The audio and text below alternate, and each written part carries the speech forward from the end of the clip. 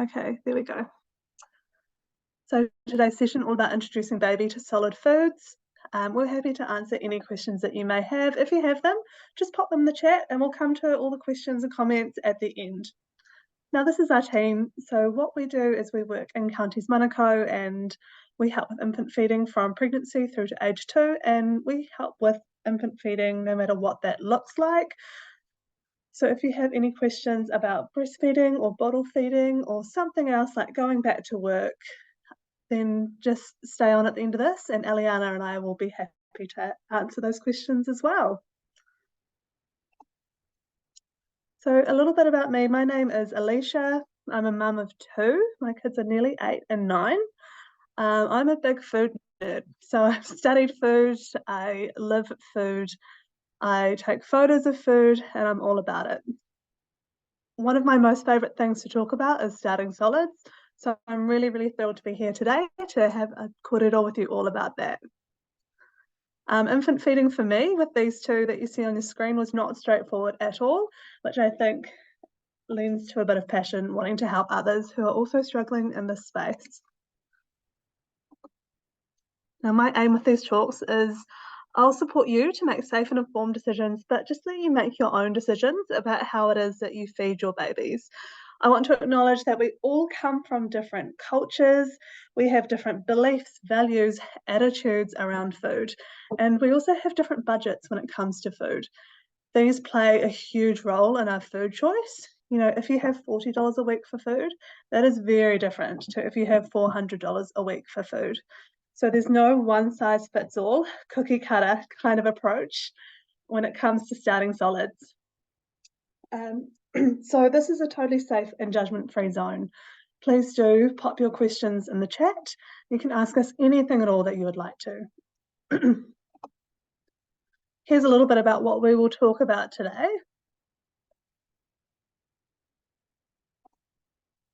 All right, but first of all, if you guys are keen to pop on the chat or to come off mute, this next slide, I'll invite you to do that. So we all eat food, therefore we all have opinions about food, and particularly how we feed our babies is a very emotive topic. So what is your point of view on the next slide here? You may have heard this saying being thrown around out there in the starting solids world, or you may not have. Food under 1 is just for fun. How do you guys feel about that? Do you agree? Do you disagree? Are you somewhere in the middle? There's no right or wrong answer, just to get your viewpoints.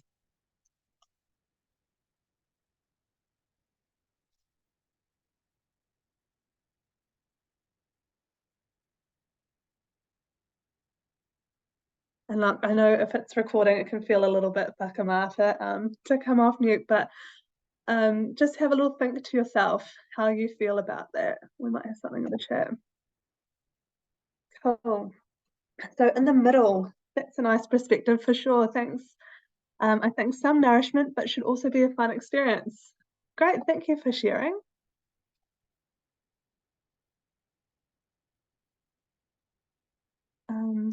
Another perspective, I think it's the most important stage, so they should explore but no force feeding. Yeah, absolutely.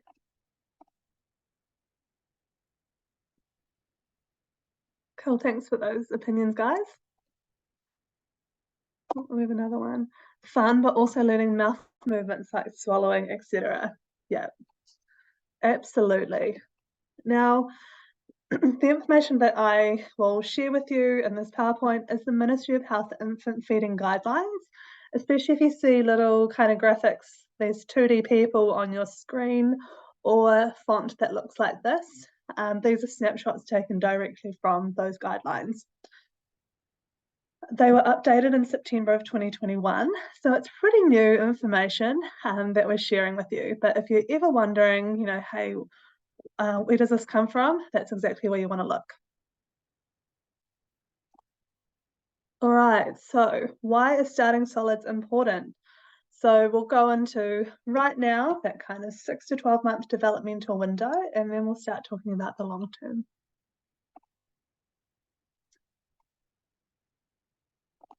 Okay, Short-term development. So this is that kind of 6 to 12-month window.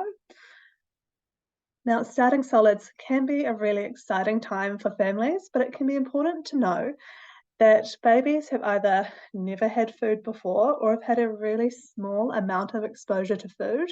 And so they're learning about solid foods in the way that babies learn best, and that is through play. So what is baby learning about? It's not just taste. In the first couple of years, baby is developing their taste preferences, which means if you feed lots of veggies, then baby will develop a taste for veggies. But there's also other things going on. Baby's learning about touch and texture. Food can be hard, it can be soft, it can be crunchy. If you cut a banana, it can be slimy, and if you squish an orange, you get that juice running down your arm. So there's lots of different textures, and baby learns about those with their hands. So starting solids to learn all about the different feels of food, it's really important to allow for messy play. Baby might want to grab the food, squish it with their fingers, rub it all over their chest, even throw it, because they're learning about something called trajectory, which is how far does a food go, how fast does it drop. They're like little scientists. They need to explore all of the different aspects of what food is. With messy play with feeding baby, just remember to allow for that mess. So a practical way to manage it is things like putting down a bit of a splash mat underneath where your baby will be eating. Don't rush out and spend heaps of money on one though. You can get a $2 shop shower curtain, or a couple of squares of plastic from Spotlight will do a great job as well. And it's a lovely day today, on nice weather, just feed your baby outside. If you have a dog, you'll find that the dog starts kind of hanging around where baby's feeding. They're like the little cleanup crew that comes in, which is great. The other thing is just to choose your baby's clothing carefully. If you can get, bibs and things like that, those are good options to keep babies' clothes as clean as possible. And just kind of planning your outfits a little bit can be wise. Not the best time to wear your favorite like Jamie Kay outfit. But yeah, let baby really get into it to learn about touch and texture. We know that this will help to reduce fussy eating in the long term. It is outdated to spoon feed baby by putting the spoon in their mouth. And then if you've ever seen it, like people will wipe the sides of baby's mouth and then put that spoon back in. Absolutely not. This will increase the chances of fussy eating. Baby's also learning about smell. So I've put fish on the screen on purpose because fish is either an aroma or an odor, depending on your personal preference of fish. There are heaps of different smells to food, so baby has to kind of learn what those smells are. If you smell any kind of food, and I think the more famous ones, unfortunately, if you walk past Subway or KFC and they've kind of wafted that smell out at you, but as soon as that smell hits your nose, you know exactly what that tastes like. Smell and taste are pretty closely related. So let baby learn all about the different smells of food through play as well. Baby's also learning about different temperatures of food. So, breast milk, formula, generally warm. And then suddenly we can give baby something out of the fridge, which could be cold. And that's a whole new experience for baby. What we know is that it takes between, it's 12 to 15 tries of a food. Some research would say 15 to 20, more commonly 12 to 15 times with one food before a baby knows whether or not they like the taste of it. So if you've given them a food and they are rejecting it, for example, like a kiwi fruit, you're giving that to baby and they're rejecting it, it might not be that they don't like the taste. It could be that they need more exposure, like more practice with that particular temperature, with that texture, with that smell, before they know whether or not they like the taste. So let your baby have the same food over and over and over and over again. Again, this will help to reduce fussy eating.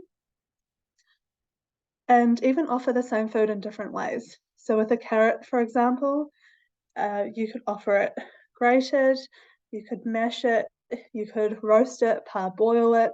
Think of different ways to just keep offering the same food over and over and over again.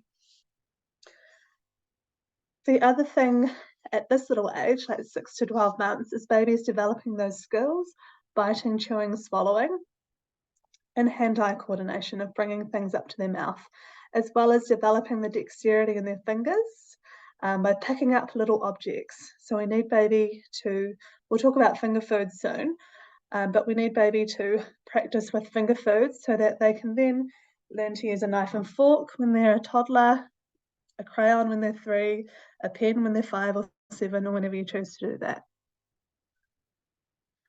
And please do put your questions in the chat if you have any at all. So with this one, I think it's just about wanting to start the way that you intend on continuing. So if you want a vegetable eater, feed your baby veggies. Keep going, keep going. So what we have seen, and what I've seen with my own children as well, is sometimes when we take those little breaks like over Christmas and there's a whole lot of food that is not as nutritious floating around, you then kind of have to work again at bringing our babies and our children's palates back to veggies. So just keep going the way that you start, the way you want to continue.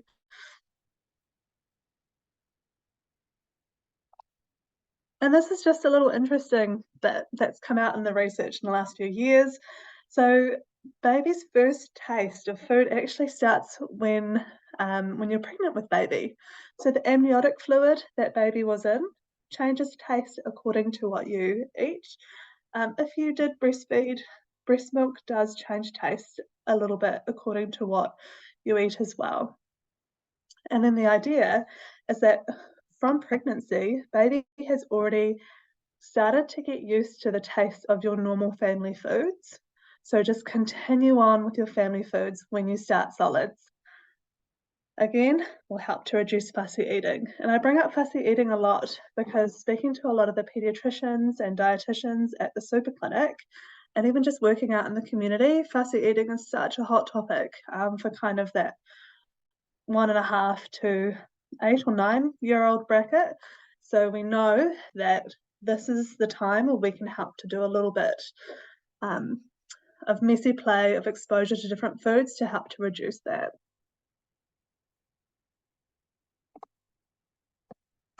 So this is where we go into the long term, right? So in those first 1,000 days, how we feed our babies can impact them for a lifetime. And this is not here. This is not here to put pressure on any mums. As a mum myself, we have enough of that in our lives.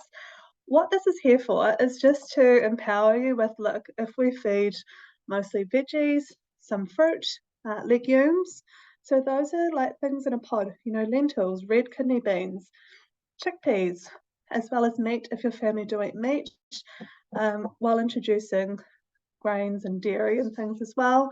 That's all we need to do for better health outcomes. Just less of the less of the junk food, more of the healthier food, and our babies are going to have good health outcomes now and in the future. That's all we need to do. So what health outcomes am I talking about? This will reduce babies' chances of developing diabetes and obesity. Also, it will improve your baby's gut health.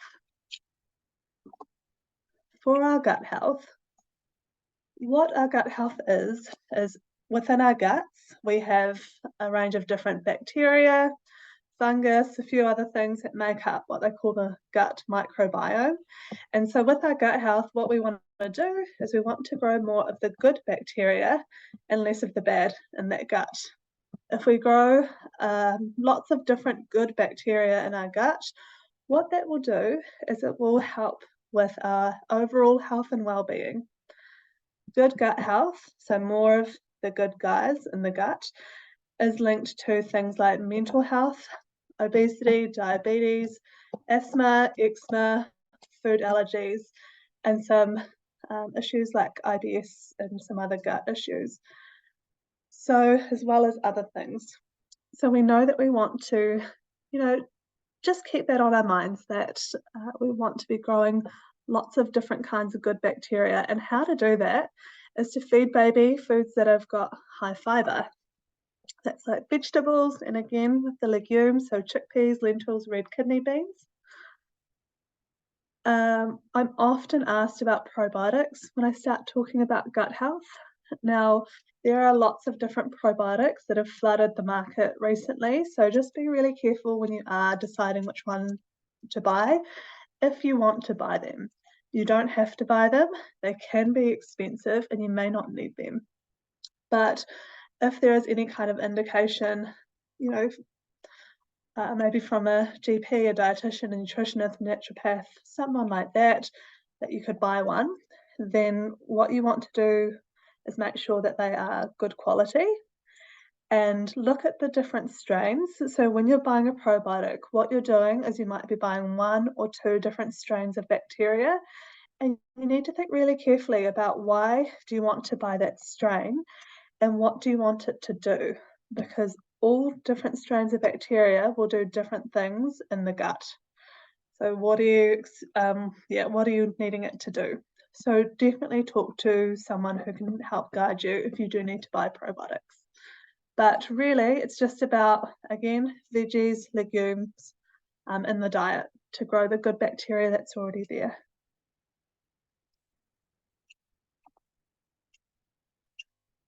This looks like a whole lot, but I'll break it right down. What this is I don't know if you can see that title, Gut Health Changes When You Give Solids, basically. So a fetus in pregnancy, they've got some gut health going on, and then the newborn stage, they do as well. As soon as we start solid foods, you can see there, hey, that the bacteria in the gut do change. So just keeping that in mind, that when we give solid foods, there are changes happening in our babies that we may not be able to see.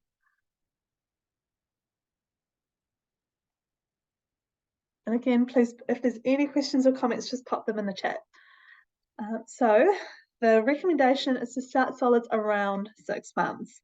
And I think it's that word around that can throw some people. So what does that mean? It doesn't necessarily mean waiting until baby is exactly 180 days old. What it means is that you want to look for your baby's physical signs of readiness. I've got a picture of that on the next slide.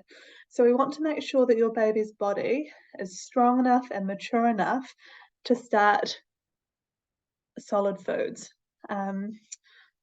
Little things that you can't see are at 6 months, some babies, but not all babies, might be burning a bit of energy. What that means is that if your baby is like crawling across the room or like rolling everywhere, they're all arms and legs, they don't sit still, that baby might need a little bit more energy than just that of breast milk and formula alone.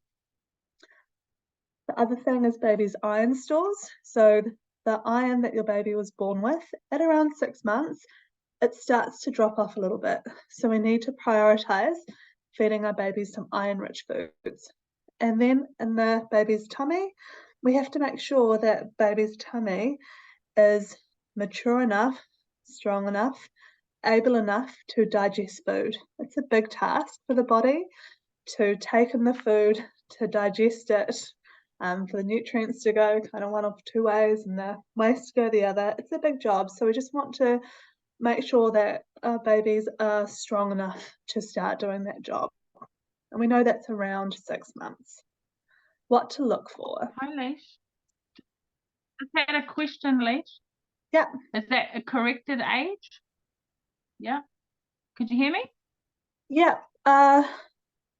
So corrected age, it depends on how premature the baby. Is that for corrected age as well? Yeah, so it depends on how premature the baby was as to what guidelines they use. But what I'll pop into the chat now is a resource from Starship, and it will be able to tell you.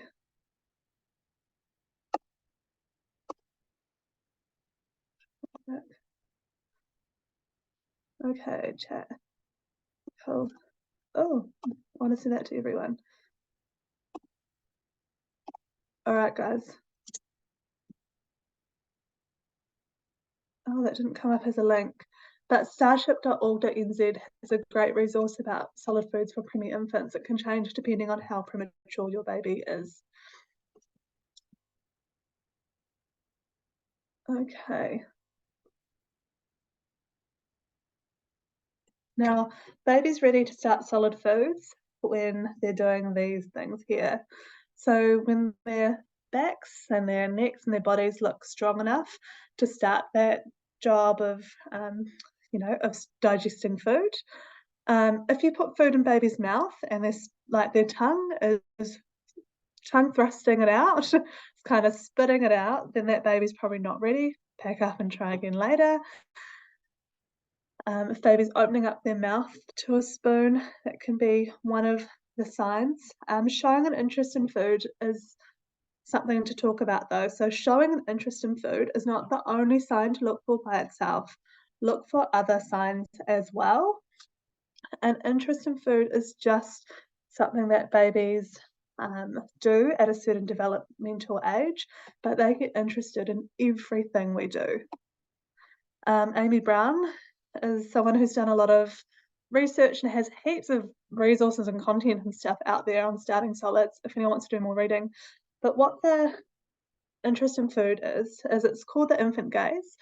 And when you're interested in anything, even us as adults, if we are buying a new car, we suddenly start looking at all the cars. It's just because we're interested in the topic. That if baby's interested in your food, it doesn't mean that baby's ready to eat if they're not, their bodies are not strong enough as well.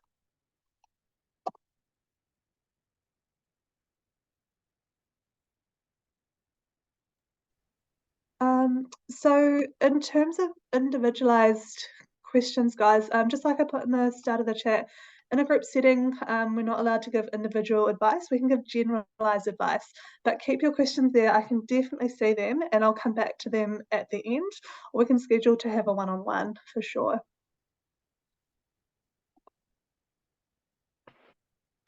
There is such a thing as modified starting solids, where you kind of help your baby to sit up and things, but it depends on whether or not that's appropriate for the individual situation. All right, so how to start solid foods. What we want to do, according to the Ministry of Health Infant Feeding Guidelines, is when your baby's ready, a little bit of puree, and then move quickly through those stages. Finger foods can be started from 7 to 8 months. A bit more on what that looks like in the next few slides. First of all, what food not to give baby. Have a little read of the ingredients lists and the labels. No salt, no sugar. This is taken directly from the guidelines of drinks not to give to baby. In some cultures, it's customary that everyone, including baby, has a tea or a coffee at the end of dinner. We wouldn't recommend that in New Zealand. And then things like juice, flavoured milk are really popular, but we wouldn't give things like that. The yes foods, giving veggies, fruit, iron-rich foods are definitely great foods to start with baby and to continue on with.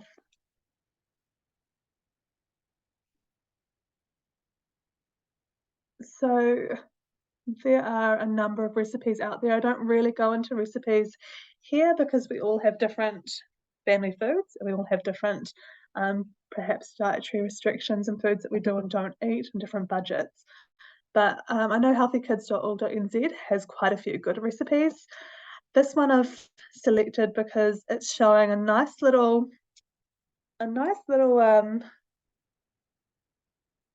what would you call it? One vegetable and one legume, put them together. That makes a good puree. So it doesn't matter what veggie, it could be carrot and chickpea, which is a delicious hummus too, isn't it? It could be a vegetable and lentils. Put those together and you've made a puree that's got a good amount of fibre, different tastes, complex carbs and some iron. So legumes plus vegetable.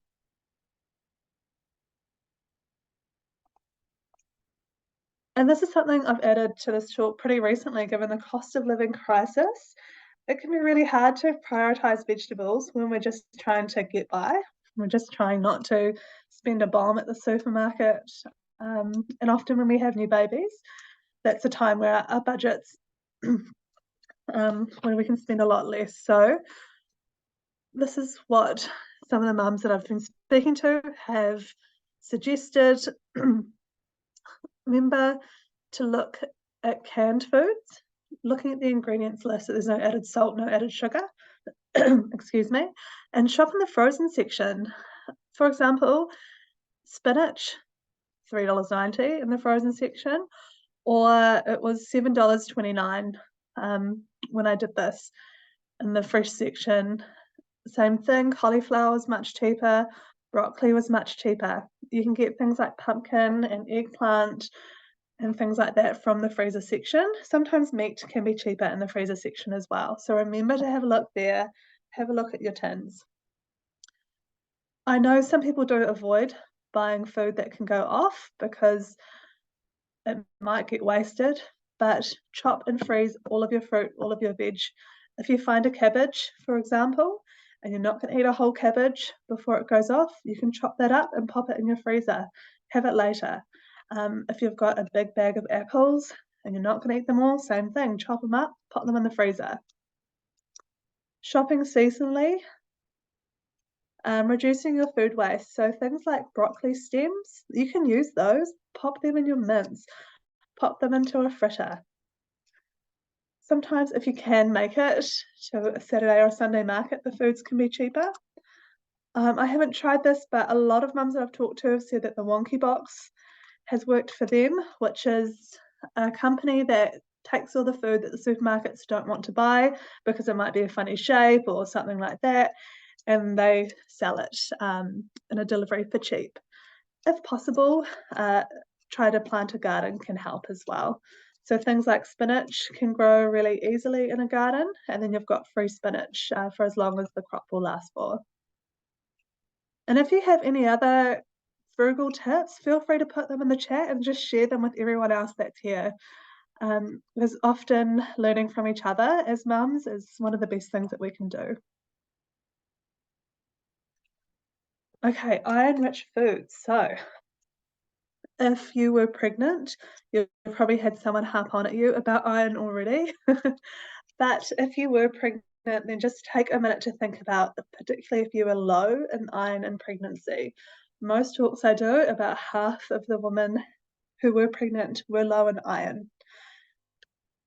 And they often say things like they felt really tired, they felt fatigued, they just couldn't get through their days. And I think that shows you how important iron is for our energy levels. Iron is also really important for the immune system. If you know someone who just catches everything, every infection that's going around, I'd be checking iron levels. The other reason why we focus on iron-rich foods, particularly for our babies, and why babies need so much iron, they need, it's kind of like 1.5 times the amount of iron per day than an adult male. So they need a whole lot of iron every day for their brain development. Now, when a baby's born, their brain is about 25% the size of an adult brain. By the time that baby is 2 to 3 years old, their brain becomes 75 to 80% the size of an adult brain. So all of that rapid growth, think about it like your baby's brain is literally being built, grown, developed based on a number of things, such as talking to your baby will grow your baby's brain, just responding to your baby, looking in your baby's eyes, things like that will help with baby's brain development, but that's a whole nother talk for a whole nother day. In terms of nutrition, iron is really, really important.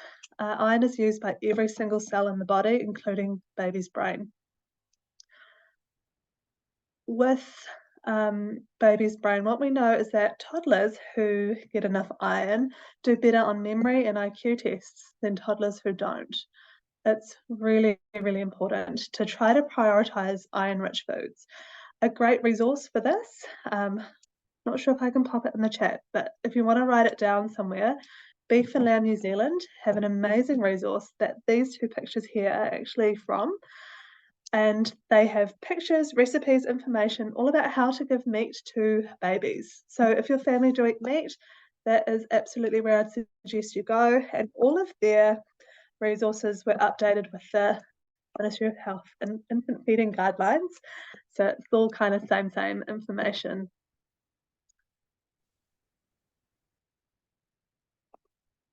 Okay, this is who's at risk of iron deficiency.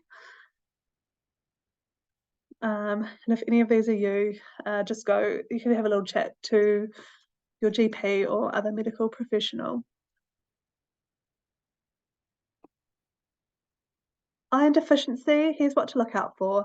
So like we said, that recurrent infections, often people who are low in iron have this like look about them. They just look a little bit pale. If they're having digestive, tummy issues, reduced weight gain, and then grumpy and irritable, that one's there, but it did make me laugh a little bit. If you've ever hung out with a toddler, here's my little grumpy toddler on the screen. They are gorgeously grumpy at times, but that's what to look out for here. And another picture from Beefarland, New Zealand, with kind of that mashed food. Here's a list of foods. This is a snapshot directly from the Ministry of Health guidelines. Good choices of iron-rich foods. So if you do eat meat, meat is there. In general, the more red the meat is, the more iron is in it. And the iron from meat is easily absorbed into our bodies. Mussels also have a good amount of iron in them though. So if you are wondering how to get mussels into babies, what I've seen in the Starting Solids world from America is they do a lot of what they call, I think they call them pancakes.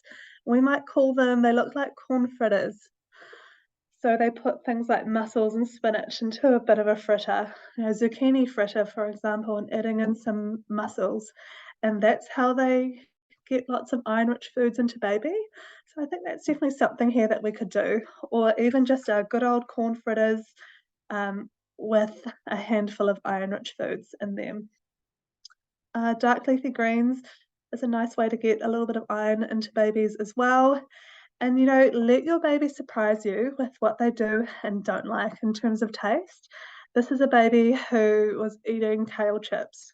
Some babies love all of those bitter foods as well. So there's no such thing as kid food and adult food. It's all just food.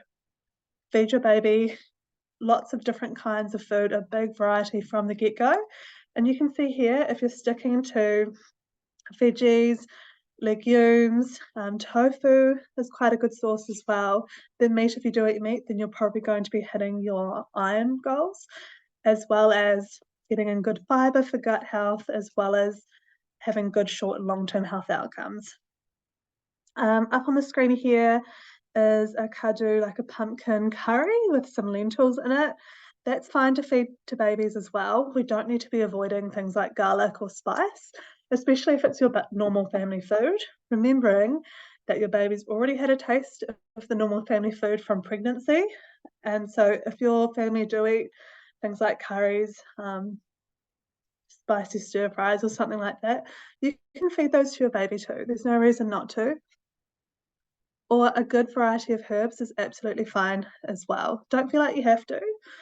Baby's never had food before, and so even the most bland thing in the world, which for me would be a boiled potato, is a whole new taste experience for baby. So don't feel like you have to flavour it, but you absolutely can.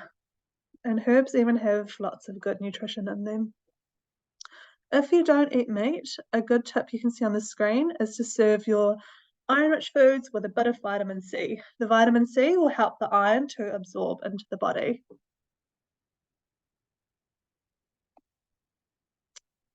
All right, let's have a little chat about purees, for those of you who are doing purees. Focusing on iron-rich foods, a little bit of fruit, mostly veg. If you can cook it yourself, it is less expensive. Making baby food is something that people either love or hate to do. A lot of the considerations are usually around like the amount of time it can take. So what I've seen work well is to make baby food takes about 20 minutes. And if you're thinking, where am I going to get 20 minutes in my day? Some days I don't even get to have a shower, which is just mum life, hey? Then what I've seen work the best is making baby food when you're in the kitchen anyway. So when you're in the kitchen, you're popping on the kettle to have a coffee, unloading the dishwasher, sweeping the floor.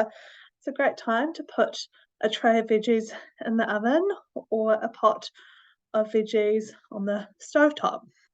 That's just do it while you're in there anyway, because you're not going to find magical spare time at the end of your day. The Ministry of Health recommendations is that there's no longer a need to stage food. So, I mean, you can live on the wild side on day one, you can put pumpkin and spinach together and give that to baby. It's just the foods that are considered high-risk allergens, which is in this presentation as well, that we do want to space out. But everything else, we want to be giving a big variety of food from the get-go because we know that that's going to increase the amount of nutrition that baby gets. If we say stuck to carrots for 3 days, stuck to oranges for 3 days, the list goes on, then you're limiting what nutrition your baby can get. But if you can add kale, add broccoli, add spinach into the things that you eat from the get-go, it's going to benefit baby, not just for nutrition, but also offering that wider variety of food means that baby will have a reduced risk of developing food allergies. And the other thing is that when we go from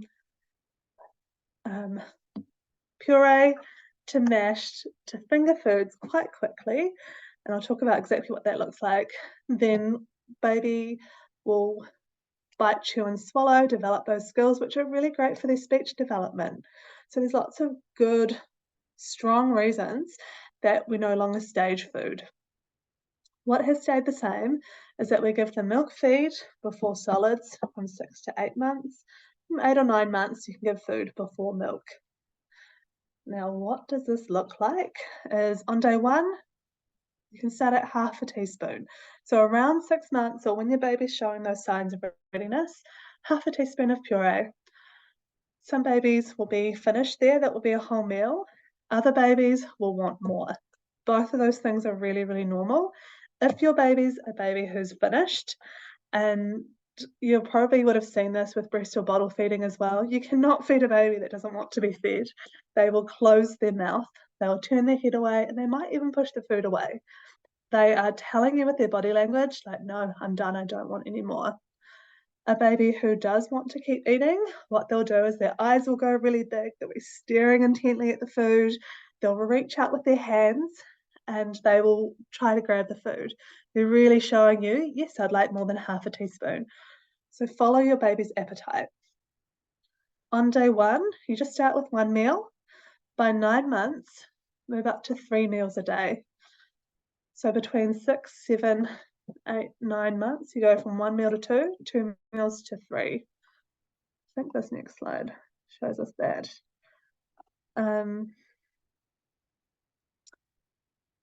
Yeah, so what that looks like is if you include your baby in your meal times, then you naturally go from 1 to 2 to 2 to 3 meals. Because if you're watching your baby and say you've started with lunch and you're thinking, I wonder if I should start offering breakfast. You've got your baby on your knee or on the high chair when you're eating breakfast, you'll soon be able to see if your baby's wanting to eat with you. I think that's a nice way to go from 1 meal to 2, from 2 meals to 3. Just by 9 months, 3 meals a day is what is recommended. So that social inclusion is what's mentioned here, sitting with your baby, include them in your meal times. What does not work very well is if, say it's 10 o'clock in the morning, you've put your baby in their high chair, you've finished your breakfast hours ago and you're not even thinking about lunch yet, and then you just try to feed baby kind of out of nowhere. That doesn't work as well as if you have your baby in your environment with you when you're eating. Babies want to do everything that you do as well, so it's a nice way to encourage food too. That encourage baby to feed themselves, that is a really great idea for their development as well. And look, this is exactly what it should look like. There's mess on the high chair, It's on baby's clothes. He's putting it in his hair because he's exploring and he's wanting to give all of those foods a really, really good go. So how long to stay on puree for in the guidelines? Stay on that smooth, runny puree for about 2 weeks.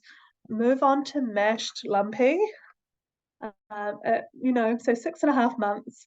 And then 7 or 8 months, start with those finger foods for the benefits that we talked about earlier.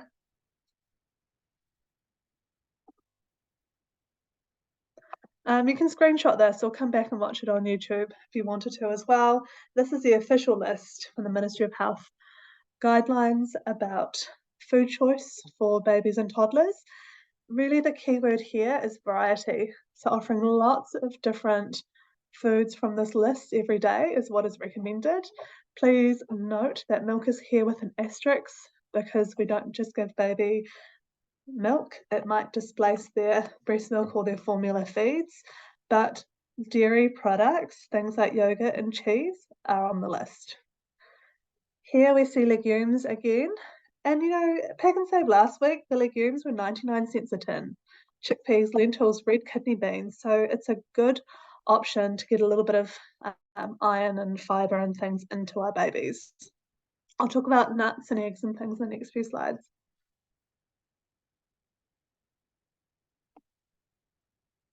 Okay. During these talks, people love to talk about baby-led weaning. Now, there's more research that will be needed on baby-led weaning before the Ministry of Health to review before they can, say whether or not it is a place to start with starting solids. So just waiting for that research. But finger foods from 7 or 8 months. So the advice in the next slide will give you finger food advice. Now, here you can see, if you're wondering what is baby-led weaning, you can see if you have this avocado and you mashed it, that's a puree. If you took the same avocado and you sliced it, you let baby feed themselves, that's baby-led weaning. Baby-led weaning is entirely baby-led, and there's some safety advice around it, which is kind of the same as finger foods. We know that 40% of New Zealand mums at least start with some form of finger foods. So if you are in this category, some safety advice, but this is also the advice for finger foods at 7 or 8 months, just making that clear. We wouldn't start this before 6 months. And for finger foods, our babies should be showing those signs of readiness, that strong body and being able to digest the food well and things like that. The food should be soft, so we should be able to squish those foods with our fingers. That means baby can squish it in their mouths. Finger foods should be entirely baby-led, so we don't help baby to eat. We're not pushing the food into the mouth. Baby's doing that. The shape of the food's quite important when we start solid foods, so the bigger the better. Keep that in mind. We want the food to be long strips of food. There's actually a little slide back here that showed that quite well. Long strips of food or big chunks of food. So here we go for long strips of food. This is too much food for a bubba, but it's kind of what it looks like, So if baby was holding on to that carrot with their fist, there'd be some of the food poking up the top and down the bottom. Why we encourage big amounts of food is that's safer for babies. It means that baby is able to figure out how much they want to put in their mouths. They will bite and chew off the right amount for them. We would never cube up the food. If you've seen those toddler plates where the food's cut up into little squares, we don't do that with our babies.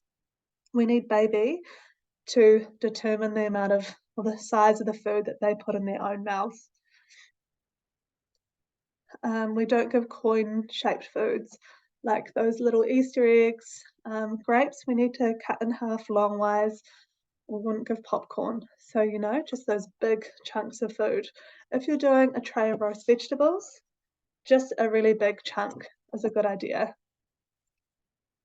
And also just wanted to talk about the gag reflex. So the gag reflex is something that we see in every baby. And look, you may have seen it with breastfeeding or bottle feeding as well.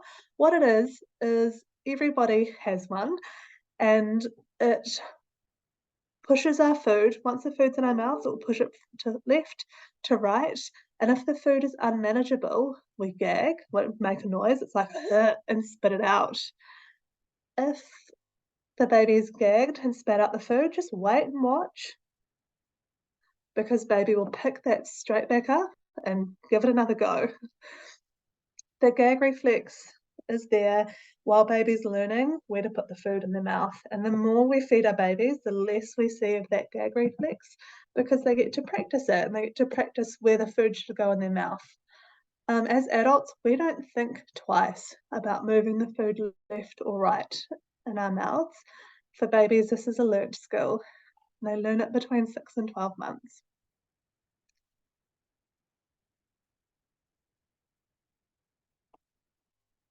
Okay, just a little bit here about baby food marketing. Advertising creates a want or a need of a product, which is Instagram and TikTok, and going into shops, going into the mall, getting pamphlets of things to buy. Now, the target audience for baby food is you. And so being really aware of what people are wanting you to do with your money, and it's all business. So a quick Google search of how to sell food or baby food products to mums, this is what comes up. So the strategies, and in the reports I've read as well, is to use influential mums. Win their trust, make sure your packaging is perfect. Sending people emails, sending lots and lots of emails. I'm certainly guilty of this myself with with kids' clothing. I get all the emails and I'm like, oh, I've got to buy that. This is what marketing is. And reading a report on the marketing of baby food from 2021 to 2026, they're just saying here blatantly, first-time parents don't know what they're doing, and so they'll be really easily influenced. So just remember that we can keep it simple. We don't need to buy really fancy things. We don't need to have the best bowl, spoon, bib, fancy products at all to feed our babies. It's a huge money maker. Look, $77.85 billion was what was the global market 2021 to 2022. It's projected to go up to $93 billion by the end of 2026. So it is a huge pie that lots and lots of organisations are trying to get a slice of. There are buzzwords that baby food organisations will put on the front of packets to sell them. These were the popular ones in 2021, 2022. What we know from our research is that if there is a marketing claim on the front of baby food, so think of things like, I'm high in iron, I have lots of calcium, then mums will walk straight past the kale, straight past the broccoli, and they will pick up the packages because the package has told them to. That's what baby food marketing is. Now, if you've gone into a physical supermarket recently, you'll see in the baby aisle, there's like half an aisle that is just dedicated to baby food pouches. There is nothing else at the supermarket that has that much shelf space dedicated to it, except for maybe like Coca-Cola. And so that shows you what a moneymaker it must be. Now, I'm not here to demonize pouches at all. This is in fact my child with a pouch on the screen, live in the real world too. So I know that sometimes they can be really convenient.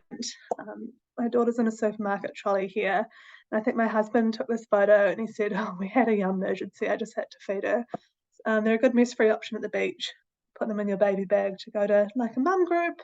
There's a time and place for them, but my caution is about overusing pouches as well. There's been more and more research that's come out lately that shows that when we let our babies just suck a pouch like this, which my daughter is doing on the screen, then we're not giving them the opportunity to learn about food to help to reduce fussy eating and improve health outcomes. You know, like we talked about at the start, well, that's sensory learning about even visually, what does food look like? What can I eat? What can't I eat? What does food feel like? What does food smell like? If we're overusing pouches, our kids don't learn any of that. And a lot of these talks that I've done, I've had teachers in the groups, and they say what the kids' first paediatricians have told me is that they are seeing kids who are 4, 5, 6, right up to age 10 at the moment, who are getting help because all they'll eat is pouches. They'll go to school and there's like 4 or 5 pouches in their lunchbox. Teachers are saying that they spend half of their lunchtime just opening up little pouches for kids because they're so ingrained into our society. So just try to not use them too much. Use them as minimally as you can, and just let your baby have real food so that they can learn about real food. The other thing as well is that dexterity with the fingers. So when babies using a pouch, they're not developing like picking up little objects and things like that as well. And then for taste, if your baby's only tasting food that is of this consistency as well, like, then they're not going to have that nice big palate where they like lots and lots of different foods. The actual recommendation of how to use these pouches, squeeze them out into a bowl and spoon feed.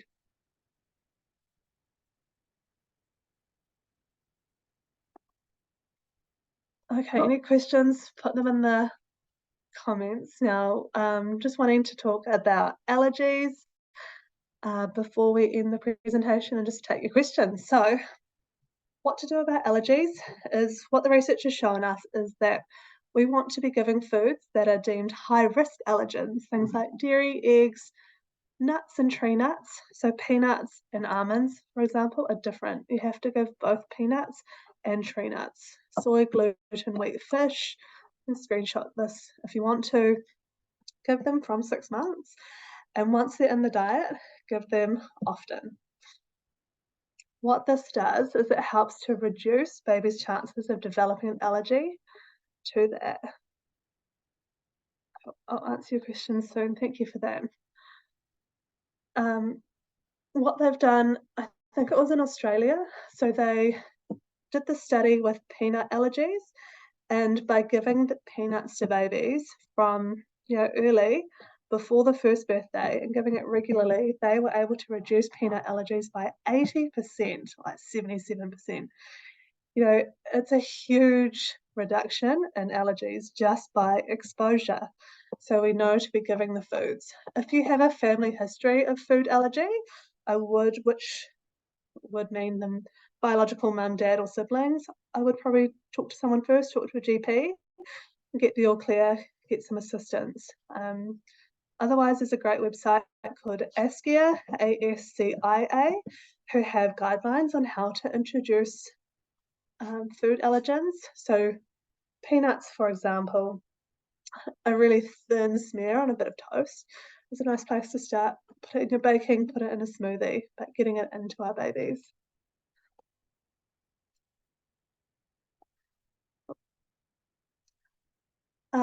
This is the signs and symptoms of allergies. What the research has shown us is that there's been no documented, not to say it's never happened, but no documented cases of anaphylaxis in under 1-year-olds. And I think that's really good to know because as parents, that can help to reduce, any fear that we may have around it. But it's great to know what to look for anyway. You might be at a first birthday party or a kindy party or something, and if you see these signs and symptoms, not just in your own kid, but another kid, it's good to know what to look out for and what to do. So these mild to moderate symptoms you can read on the screen. Itchy mouth or throat, I just want to talk about that one because babies and toddlers don't have the vocabulary to tell us that their mouth and throat are itchy, but you're literally seeing them like claw on the outside of their throat. If they're doing that, start to think that it's probably itchy or irritated in there. Vomiting and diarrhea are quite hard ones because they can be caused by many different things. So difference in nappies with a baby is probably how I would frame that. You know what your baby's normal nappies look like. If they change, if you get a bit of a funky nappy, then that's something to pay attention to. If you are Wondering if baby has an allergy but you're not sure, or you think it might be an intolerance, a great thing to do, I'd highly recommend keeping a food diary and just noting down the foods that baby had eaten, if you're breastfeeding, what you eat as well, the time, and then any kind of skin, body, nappy reaction that you might see. The reason for that is it's not always really clear what baby might be allergic or intolerant to. And if you're playing that guessing game that is such a minefield of what is baby intolerant or allergic to, the food diary is going to give you a visual pattern. It's too much to keep all the information in your mind to think like, oh, 2 days ago I ate this and what is it?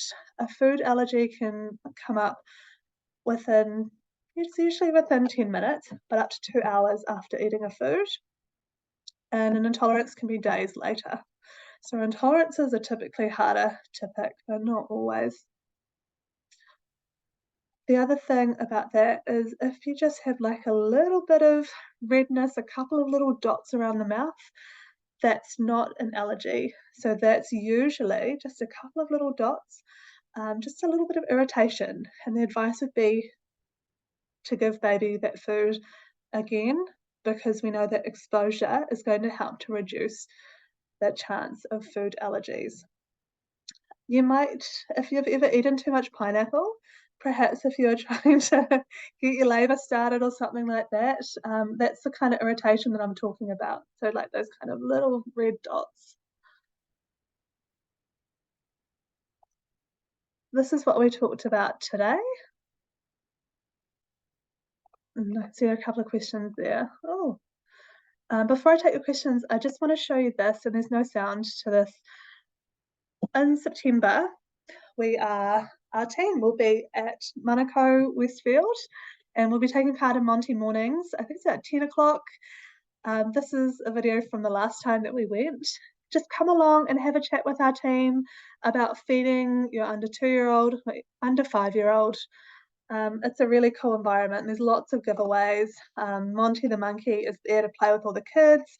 There's usually Duplo sponsors the event usually, so there's a Duplo table and things like that too, which is heaps of fun.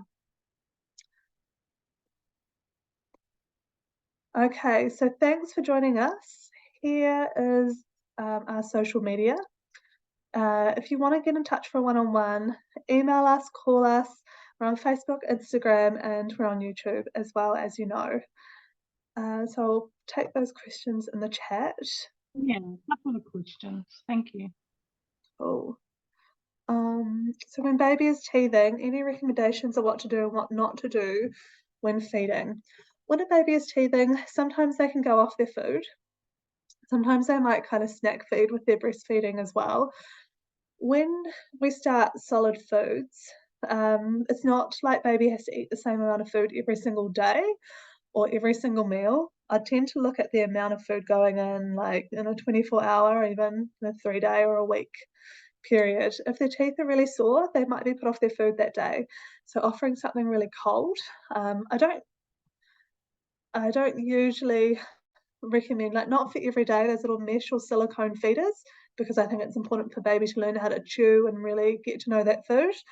But if you want to put like frozen breast milk or something cold into those mesh or silicone feeders, that can be really good for teething as well. If your question was just around solid food, that would be the recommendation there. If you're breastfeeding or formula feeding, we can talk about that as well. Just let us know. And then the next question, if baby wants more puree at 6 months, should I give more than half, so half teaspoons it'll be? Yeah, absolutely. So it's about following your baby's appetite. And if your baby wants to eat more than half a teaspoon, your baby will show you with their body language. So they will look really eager and they'll be opening their eyes, they'll be leaning forward, they'll be showing you, yes, I'd like some more. Absolutely follow your baby's appetite and give more.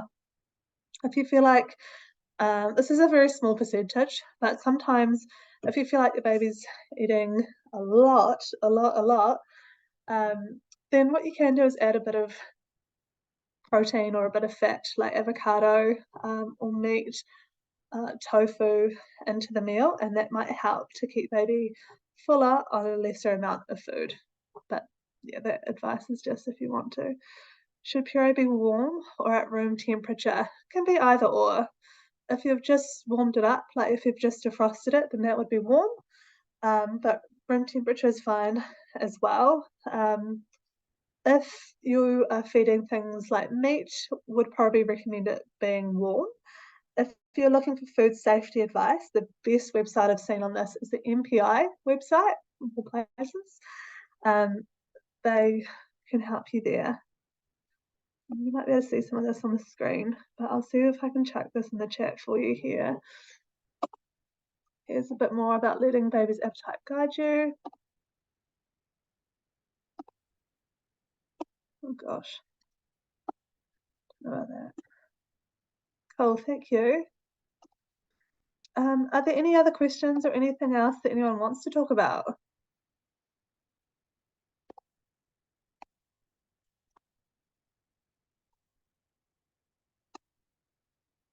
Traveling overseas with a 6.5-month-old, any advice feeding on the go?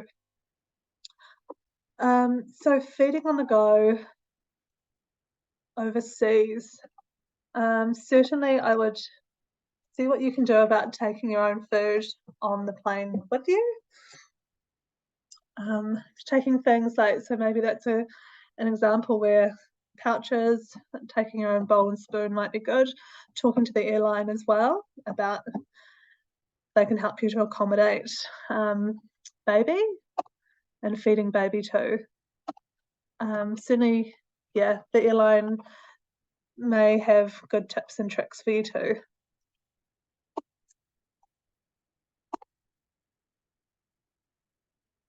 I think just feeding baby while baby's calm and understanding that if it's a new environment, baby might be distracted, wanting to like look at all the different things to look at, check out all the different smells and things. So all the different sounds, I mean, so they might be kind of like off on their food, but look at the total amount in 24 hours going in.